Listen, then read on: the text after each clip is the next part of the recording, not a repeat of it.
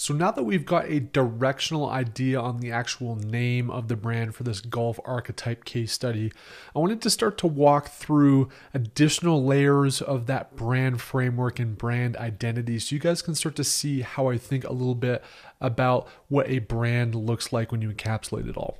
And for me, there's a couple things on the visual element that can come together in this next stage. One is obviously the logo, which is kind of the stamp that can be used in packaging, in photos, in the actual product details itself, that can again start to reveal that vibe and that emotion that you're looking to reveal to your potential customers.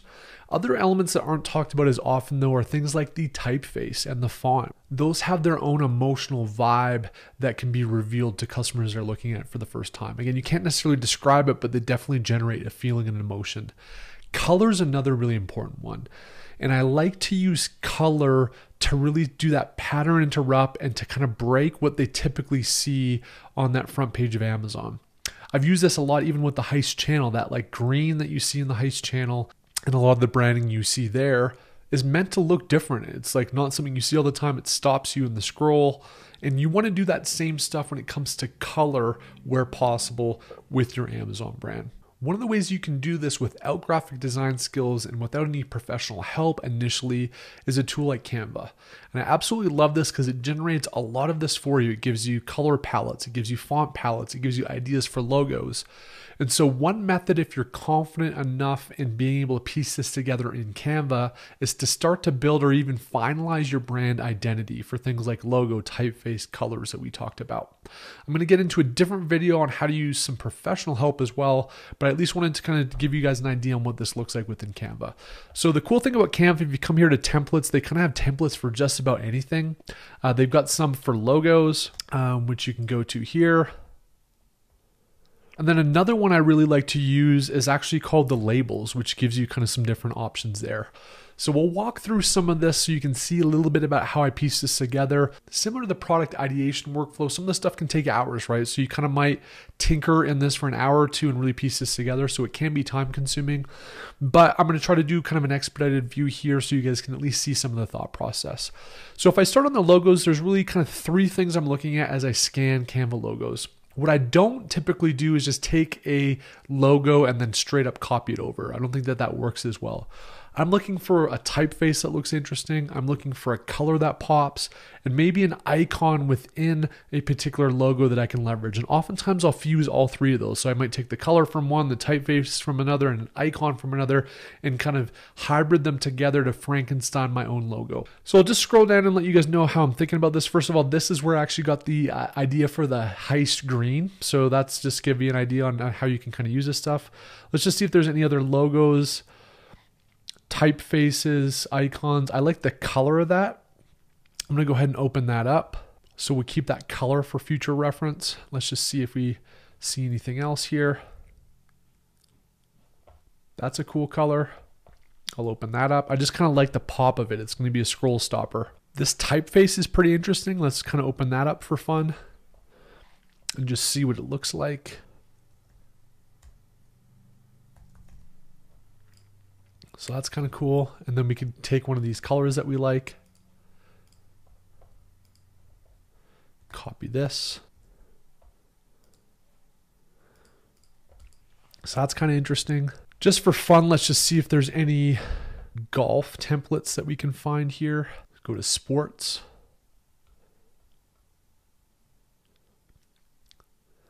Nothing too crazy there. Let's go back to the label templates, because oftentimes, even though you think, hey, I'm looking for logo and stuff like that, you might find some interesting stuff here in some of these labels.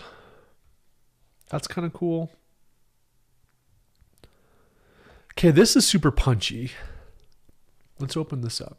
Okay, so I really like that font. So if you remember the Judy example, it's kind of got that vibe, and these guys are really, really successful with D2C marketing, and you can kind of see how they've sculpted. So like a really poppy color, really kind of bold font.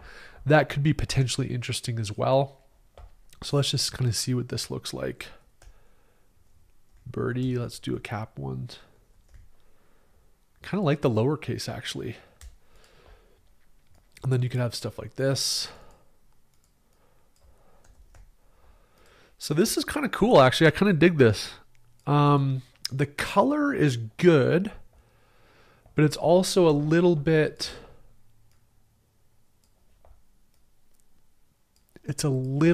kind of mustardy. Let's just kind of see, let's see what this color looks like just for fun. Yeah, so that's interesting. Let's just go add a page. Do this so we can have a reference. But I kind of like where this is going. That might be kind of decent. The other cool thing about Canva is they do have elements. Let's just see if we find any interesting elements related to golf. Sometimes they do, sometimes they don't.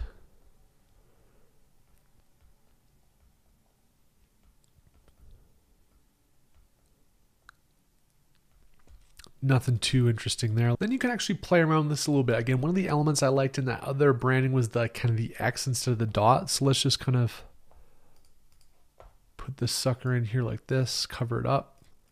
That's covered up. Can do that same thing here like that. Let's just see if we can find an X that's cool.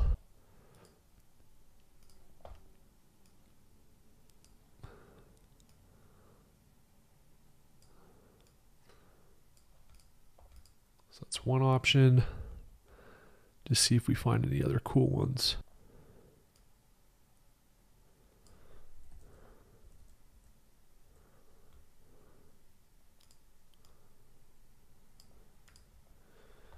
And then for this stuff, you can even start to envision how this may look on an actual listing, kind of looking at the colors that pop, the typeface, and how we can kind of punch that into some of the listing photos or A+ content. So just to have a little bit of fun here, create another one down here, and let's just go for some fun stock images. And I'm just kind of thinking of like the image of a baggage handler at the airport. If we're doing the travel case concept, here's a couple dudes here. Let's just see if we find any other ones. That one's interesting. Like one of the things that we can always imagine is like a baggage handler like beating the crap out of your stuff, right? And I've got these expensive clubs, and this dude's gonna ruin my expensive clubs. So let's just have some fun here, and you can kind of see how this may play out.